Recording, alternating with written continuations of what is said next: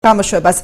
საფეხბურთო კლუბი ბათუმის დინამო ბათუმის საკრებულოსთან ერთად ახალი პროგრამის განხორციელებას იწყებს. პროექტის ფარგლებში ბათუმის 16 უბანში მოწყობილ ფეხბურთის სტადიონებზე თითო მწვრთნელი იქნება მიმაგრებული, რომლებიც 6-დან 13 წლამდე ასაკის ბავშვებს უფასოდ ავარჯიშებენ. პროგრამაში ჩართვა ზემოთხსენებული ასაკის ნებისმიერ ბავშვს შეუძლია. წვრთნები კვირაში 4-ჯერ გაიმართება.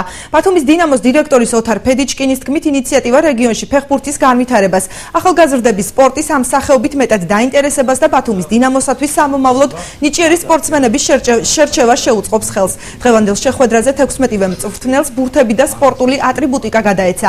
ბათუმის საკრებულოს თავმჯდომარის თქმით, სამომავლოდ პროგრამის გაფართოება და სტადიონების დამატება იგეგმება. ამ ეტაპზე მოცემულ პროგრამაში 500 ბავშვი ჩაერთვება.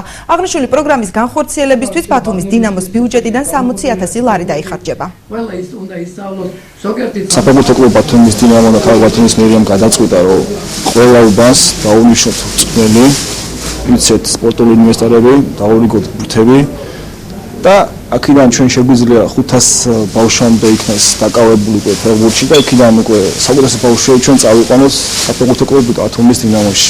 უბნები გადაწყვეტა სიდიდის მიხედვით და ყველა ძველი ბათუმი ხოლმე ყველგან არის თვითონ ცდები არის ყველგან თავისი ბურთები, თავისი ნაკიდკებით, თავისი ფიშკებით, ავსით ჩვენ ფორმას საზაფხულო ყველა ცვლილებს და ერთი კაპიკის გადასახადი არა. დიდი დამსახურებების არ ყოფილა.